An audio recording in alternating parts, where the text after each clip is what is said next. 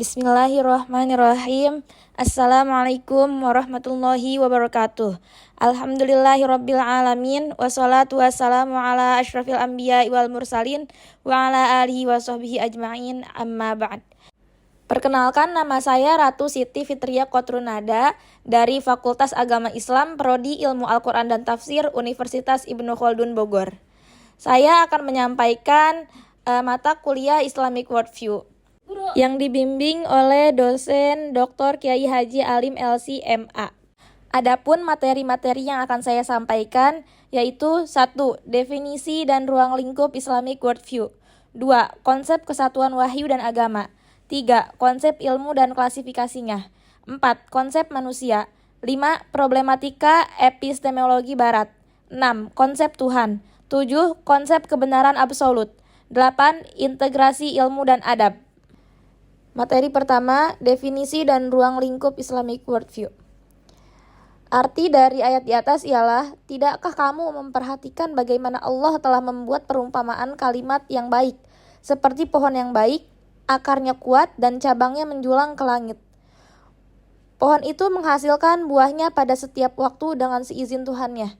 Dan Allah membuat perumpamaan itu untuk manusia agar mereka selalu ingat. Quran Surah Ibrahim ayat 24-25. Dalam firman Allah di atas, kita dapat mengetahui bahwa sebagai seorang muslim itu harus seperti syajarah thayyibah, pohon yang kuat, dan juga mempunyai pandangan hidup yang komprehensif. Pandangan hidup Islam adalah akidah fikriyah atau kepercayaan yang berdasarkan pada akal yang asasnya adalah keesaan Tuhan, tauhid atau syahadat, yang terbentuk dalam pikiran dan hati setiap muslim dan berpengaruh terhadap pandangannya tentang keseluruhan aspek kehidupan, terutamanya tentang realitas dan kebenaran. Definisi umum worldview yaitu kepercayaan, perasaan, dan apa yang terdapat dalam pikiran orang yang berfungsi sebagai motor bagi kehidupan, keberlangsungan, dan perubahan sosial dalam perubahan moral. 2. Konsep kesatuan wahyu dan agama. Pengertian wahyu.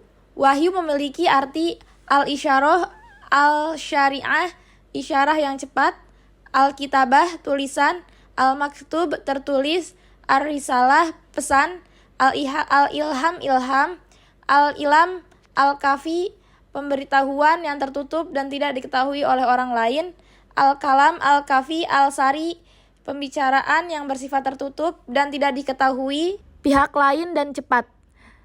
Secara istilah, pemberitahuan Allah Subhanahu wa Ta'ala kepada seorang nabi tentang berita-berita gaib, syariat, dan hukum tertentu. Substansi wahyu. Diwasiatkannya kepada Nuh dan apa yang telah kami wahyukan kepadamu, Muhammad, dan apa yang telah kami wasiatkan kepada Ibrahim, Musa, dan Isa, yaitu tegakkanlah agama, keimanan, dan ketakwaan, dan janganlah kamu berpecah belah di dalamnya. Islam sebagai wahyu. Innad dina 'indallahil Islam. Sesungguhnya agama di sisi Allah ialah Islam. Quran Surah Al-Imran ayat 85. Wa may yabtaghi ghairal islami dinan falan yuqbala min wa huwa fil akhirati minal khasirin. Dan barang siapa mencari agama selain Islam, dia tidak akan diterima, dan di akhirat dia termasuk orang yang rugi. Quran Surah Al-Imran ayat 85. Kesatuan agama para rasul. Islam adalah agama Nabi Nuh alaihissalam seperti dijelaskan dalam Al-Quran, Quran Surah Yunus ayat 71-72. Islam adalah agama Nabi Ibrahim alaihissalam dan anak cucunya, Ismail, Ishak, dan Yakub, seperti dijelaskan dalam Al-Quran, Quran Surah Al-Baqarah ayat 131-133. Islam adalah agama Nabi Yusuf alaihissalam, seperti dijelaskan dalam Al-Quran, Quran Surah Yusuf ayat 101. Islam adalah agama Nabi Musa alaihissalam dan kaumnya seperti dijelaskan dalam Al-Quran, Quran Surah Yunus ayat 84. Islam adalah agama Nabi-Nabi Bani Israel seperti dijelaskan dalam Al-Quran, Quran Surah Al-Ma'idah ayat 4, dan Quran Surah Al-Imran ayat 52. Dan Islam adalah agama Nabi Muhammad SAW seperti dijelaskan dalam Al-Quran, Quran Surah Al-An'am ayat 14. Wahyu terakhir. Maka Muhammadun aba ahadim minar rijalikum walakin rasulullahi wa khataman nabiyyin. Muhammad itu bukanlah bapak dari seseorang di antara kamu, tetapi dia adalah utusan Allah dan penutup para nabi. Quran Surah Al-Ahzab ayat 40. Dari selanjutnya yaitu Islam sebagai agama. Islam sebagai agama. Nah, Islam, ihsan, dan iman terdiri dari 3 itu. Apa itu Islam? Islam itu syahadat, sholat, puasa, zakat, dan haji. Ihsan manifestasi puncak keberagaman akhlak, dan iman adalah beriman kepada Allah, malaikat, nabi, kitab, hari akhir, dan juga takdir. Materi selanjutnya yaitu materi ketiga, konsep ilmu dan klasifikasinya. Penyebab umat Islam terbelakang yaitu 1. Tertinggalnya pengetahuan ilmu. 2. Peradaban budaya barat yang telah mewariskan dikotomi. Mencari ilmu itu lebih baik daripada sholat sunnah, karena ilmu menjadi sebuah asas dari segala kehidupan, baik secara adab maupun pemikiran. Siapa yang menginginkan dunia, maka dengan ilmu, dan barang siapa yang menginginkan akhirat, maka dengan ilmu pula. Definisi ilmu. Ilmu secara bahasa berasal dari kata alama, yang berarti tanda, petunjuk, ciri-ciri, atau indikasi. Ilmu itu identik dengan Al-Quran dan As-Sunnah, karena ilmu memiliki ciri dan khas tersendiri. 750 kata ilm disebutkan dalam Al-Quran dan Quran Surah Al-Imran ayat 18. Ilmu dalam perspektif Islam yaitu segala sesuatu yang berdasarkan dalil. Dalil terbagi menjadi 2, yaitu 1. An-naqlu al-musaddaq, khobar yang datang dari Al-Quran yang bersifat gaib atau syahadah, hal-hal yang tidak bisa kita lihat dengan panca indera. Jika itu diinformasikan dalam Al-Quran, maka kita tinggal meyakini. 2. Dalil yang kedua yaitu al-bathu, pengetahuan yang datang yang bisa dilihat oleh panca indera. 2. Klasifikasi ilmu. 1. Ilmu syari'iyah, dan 2. Ilmu ghairu syari'iyah. 1. Ilmu syari'iyah akan bermuara pada ilmu fardu ain, digunakan untuk membentuk kesolehan pribadi. Didahulukan sebelum ilmu fardu kifayah. 2. Ilmu fardu kifayah digunakan untuk kesolehan sosial. Dalam kitab ta'alim disebutkan istilah ilmu, yaitu ilmu hal, ilmu yang dibutuhkan sekarang atau dibutuhkan sesuai dengan keadaan, dan ilmu ghairu hal, ilmu yang dibutuhkan tidak secara spontanitas. Aradad dunya fa'alaihi bil ilm, wa man aradal akhirata fa'alaihi bi'ilm, wa man aradad dunya wal akhirati fa'alaihi bi'ilm. Barang siapa yang menginginkan dunia, maka hendaklah dengan ilmu. Barang siapa yang menginginkan akhirat, maka hendaklah dengan ilmu. Barang siapa yang menginginkan keduanya, maka hendaklah dengan ilmu. Masuk ke materi selanjutnya, materi nomor 4, yaitu konsep manusia. Inti dari manusia adalah jiwanya. Maka jika mengalami suatu problem, maka problemlah seluruh unsur elemen yang ada pada diri manusia, baik secara lahir maupun batin. Problem dalam diri manusia itu adalah sebab ulah dan perbuatannya sendiri. Dosa yang mereka buat sendiri menyebabkan titik hitam di dalam hatinya. Jiwa dan hati manusia itu bisa saja berkarat ketika banyak sekali kotoran-kotoran yang menempel di hatinya. Kenapa jiwa kita berpenyakit? Sesungguhnya orang beriman itu kalau berbuat dosa akan terbentuk bercak hitam di kolbunya. Sehingga ketika jiwanya mati, maka jasadnya ikut mati. Jika jiwanya sudah berpenyakit, maka penyakitnya disamakan dengan penyakit fisik. Di dalam Al-Quran disebut penyakitnya bermacam-macam penyakit. Jiwanya bisa berkarat, tertutup keras, dan bisa sakit tertutup hatinya. Maka dia tidak lagi bisa melihat kebenaran karena jiwanya sudah tertutup, tidak lagi bisa mendengar firman Allah, dan juga sudah tidak bisa lagi masuk cahaya iman. Khatamallahu ala qulubihim wa ala sam'ihim wa ala absarihim ghisyawatu wa lahum adzabun azim. Allah telah mengunci hati dan pendengaran mereka. Penglihatan mereka telah tertutup dan mereka akan mendapat azab yang berat, mengeras hatinya. Adapun beberapa firman Allah yaitu, kemudian setelah itu hatimu menjadi keras seperti batu, bahkan lebih keras lagi, padahal di antara batu-batu ini sungguh ada yang mengalir sungai-sungai daripadanya, dan di antaranya sungguh ada yang terbelah lalu keluarlah mata air daripadanya, dan di antaranya sungguh ada yang meluncur jatuh karena takut kepada Allah, dan Allah sekali-kali tidak lengah dari apa yang kamu kerjakan. Itu arti dari firman Allah di atas, dan masih banyak lagi ayat-ayat berikutnya. Maka disebabkan rahmat dari Allah lah kamu berlaku lemah lembut terhadap mereka. Sekiranya kamu bersikap keras lagi berhati kasar, tentulah mereka menjauhkan diri dari sekelilingmu. Karena itu maafkanlah mereka. Mohonkanlah apapun bagi mereka, dan bermusyawaratlah dengan mereka dalam urusan itu. Kemudian apabila kamu telah membulatkan tekad, maka bertawakallah kepada Allah. Sesungguhnya Allah menyukai orang-orang yang bertawakal kepadanya. Solusi manusia sembuh dari segala macam penyakit. Tazkiyatun nafs.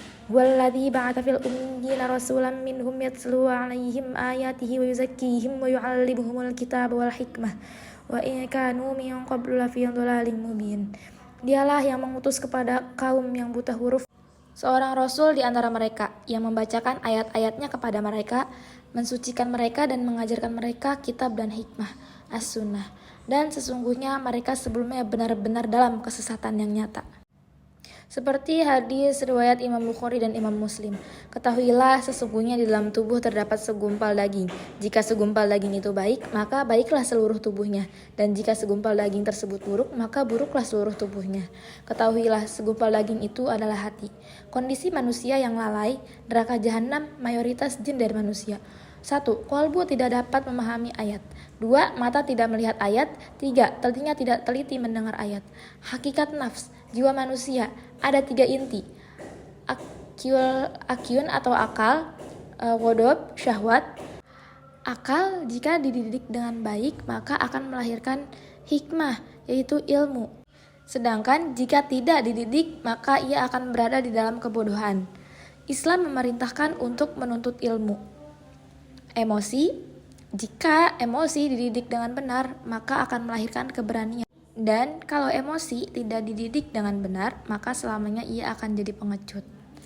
Syahwat, potensi syahwat jika dididik dengan syariat, maka akan melahirkan iffah, kesucian diri. Tetapi jika tidak dididik, maka akan melahirkan hawa nafsu atau dikuasai hawa nafsu.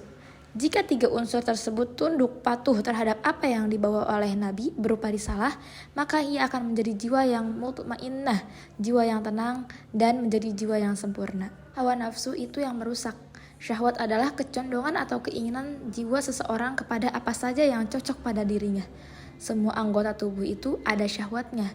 Contoh, mulut ingin menggibah, dan sebagainya. Problematika epistemologi Barat. Kata Abdul Hasan Ali An-Nadwi, selama beberapa waktu dunia Islam telah dihadapkan pada ancaman kemurkaan melalui pola bayang-bayangan di dalam pemikiran umat Islam. Disebut Ghazwul Fikriyah, pola pemikiran yang tidak bisa dielakkan itu adalah pemikiran serangan-serangan dari Barat. Kalau tidak ditangkis, bisa membahayakan pemikiran umat Islam. Adapun tujuan mempelajari problematika epistemologi Barat adalah mengkritisi supaya selektif, tidak mengekor pada peradaban Barat. Karena peradaban Barat itu peradaban yang sifatnya empiris, peradaban tanpa wahyu. Adapun gerakan harokatut tasbik adalah gerakan-gerakan pemikiran yang itu membuat keraguan-keraguan dalam masalah ajaran agama, atau pola pemikiran yang mencoba memisahkan agama dalam kehidupan. Bahaya paradigma pemikiran Barat terhadap dunia Islam. Peradaban Barat dibangun tanpa atas dasar wahyu. Itu murni pemikirannya, secara empiris hanya dengan mengukur segala sesuatu dengan panca indera. Tidak ada nilai-nilai wahyu sehingga perkembangan sains dan teknologi kosong dari nilai-nilai wahyu dan tidak terkendali, serta tidak jarang terjadi kerusakan-kerusakan di dunia ini. Konsep Tuhan. Konsep Tuhan berkaitan dengan ideologi kaum liberal yang salah kaprah dalam memahami konsep Tuhan. Mereka beranggapan bahwa setiap agama mengekspresikan keimanan kepada Tuhan yang sama. Suatu agama berbeda dengan agama lain dalam level eksetoriknya, tetapi relatif sama dalam level eksetoriknya. Mereka mengistilahkan bahwa satu Tuhan memiliki banyak jalan, pemahaman yang sangat berbahaya, dan dikhawatirkan tidak dapat membedakan mana yang tauhid dan mana yang syirik. Ideologi orang-orang liberal itu melihat semua agama di dunia ini baik agama samawi atau agama budaya itu sama di mata mereka, karena sama-sama bertuhan, tanpa mereka mempertimbangkan cara ibadah mereka menghambakan diri kepada Tuhan. Ideologi seperti ini sangat bertentangan dengan ideologi Islam dan harus dikritisi. Konsep Tuhan dalam Islam itu tertera dalam Quran surah Al-Ikhlas ayat 1. Allah itu esa, tidak diduakan atau tidak ditigakan. Konsep tauhid dan syirik tidak bisa disamakan seperti pemikiran orang-orang liberal, dan tidak sama juga konsep Tuhan perspektif wahyu dan konsep Tuhan perspektif budaya. Tuhan dalam perspektif wahyu Al-Quran. Qul huwallahu ahad, katakanlah Muhammad, dialah Allah yang Maha Esa. Allahus samad, Allah tempat meminta sesuatu. Lam yalid walam yulad, Allah tidak beranak. Walam yakul lahu kufuwan ahad, dan tidak ada sesuatu yang setara dengan Dia. Oleh karena itu, konsep Tuhan dalam perspektif wahyu tidak dapat dipertemukan kecuali dalam surah Al-Kafirun. Lakum dinukum waliyadin, untukmu agamamu dan untukku agamaku. Tauhid dengan syirik tidak akan pernah bertemu. Konsep Tuhan dalam Islam itu berdasar dengan wahyu, bukan pada budaya tertentu, bukan pada kesepakatan tertentu, bukan pula pada spekulasi akal tertentu. Selanjutnya, konsep Tuhan dalam kehidupan. Konsep Tuhan harus melekat pada kehidupan sehari-hari. Kalau dilepaskan, maka orang-orang hanya akan mengejar kepuasan diri saja, sehingga terjadi kapitalisasi kerakusan yang sewenang-wenang, yang tak terbatas, seperti beberapa contoh yang terjadi saat ini, yaitu para pedagang mencurangi timbangannya dan para pejabat mengkorupsi uang rakyatnya. Hal ini dapat terjadi sebab mereka melepaskan diri dari konsep Tuhan dalam kehidupan sehari-hari. Merasa tidak ada yang mengawasi, sehingga tidak memiliki tanggung jawab moral, tidak memiliki tanggung jawab sosial dalam masalah berekonomi dan seterusnya. Demikian pula jika orang tidak memiliki Tuhan dalam berteknologi, akan terjadi kekacauan yang sangat berbahaya. Materi selanjutnya yaitu konsep kebenaran absolut. Hakikat dari realitas dan kebenaran harus dipahami dari dua sisi arah yang saling berintegrasi selamanya, yaitu dari sisi keimanan dan sisi kehidupan, juga dengan realitas kebenaran yang memiliki dua sisi, yaitu sebagai realitas. Pengertian kebenaran absolut. Kebenaran absolut adalah pandangan yang percaya bahwa benar-benar ada realita-realita atau standar absolut yang menentukan apa yang benar dan tidak benar. Karena itu, suatu tindakan dapat dikatakan benar atau salah dengan membandingkannya dengan standar-standar yang absolut itu. Kebenaran absolut adalah kebenaran yang berlaku pada semua konteks atau situasi. Kebenaran absolut bersifat universal dan tidak dapat dipengaruhi oleh pandangan atau opini seseorang. Salah satu contoh kebenaran absolut dalam hukum alam, seperti hukum gravitasi yang berlaku di seluruh alam semesta. Materi terakhir atau yang ke-8, integrasi ilmu dan adab. Dalam Islam, ilmu dan adab adalah dua hal yang saling terintegrasi, yang saling menguatkan antara satu dengan yang lainnya. Keduanya itu tidak dapat dipisahkan, di mana kebermaknaan yang tergantung pada yang lainnya. Ilmu tanpa adab ibarat pohon tanpa buah, dan adab tanpa ilmu ibarat orang yang berjalan tanpa petunjuk arah. Berilmu tanpa adab adalah dimurkai, sementara beradab tanpa ilmu adalah kesesatan. Lebih dari itu, ilmu dan adab adalah inti dari ilmu nafi', yaitu yang bermanfaat. Ilmu nafi' ini adalah ilmu yang pernah diperintahkan oleh Allah Subhanahu wa taala kepada Nabi Muhammad SAW agar diminta dan dicari setiap saat.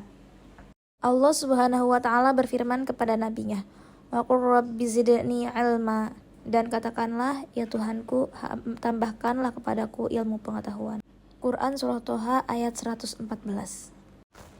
Alhamdulillah, sekian dari saya. Atas segala kekurangan dan kekeliruannya mohon dimaafkan.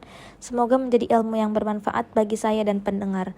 Wassalamualaikum warahmatullahi wabarakatuh.